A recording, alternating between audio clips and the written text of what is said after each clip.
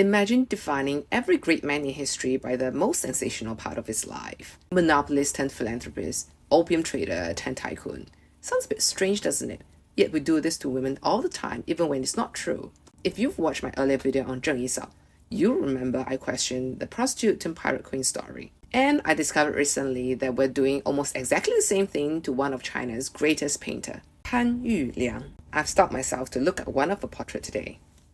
She's like the Frida Kahlo of Chinese art, and I realized on social media she's been introduced as the prostitute turned art professor, and apparently that is supposedly a statement of empowerment. Except that if she was still alive, that would have earned you a tight slap.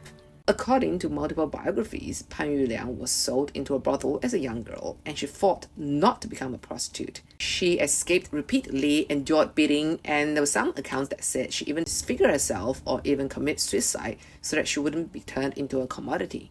Eventually, the brothel relented and allowed her to earn money through performing instead. So here's the difference. She didn't fight to prove a prostitute could become a great artist. She fought not to become a prostitute at all. Years later, she returned to China after studying art overseas, and a colleague mocked her as being nothing more than a prostitute who had no business being the head of the Western painting department in Shanghai Art Academy. She slapped the person. She had spent her entire life not to let the label define her. And respecting sex worker does not require us to call all women who are not sex workers prostitutes. And that's the heartbreaking irony. Her contemporaries made her carry the label prostitute as an insult. Today, people repeat the same story and call it empowerment. So we've changed the judgment from shame to empowerment, but we're still imposing the same identity on her. So here's my question.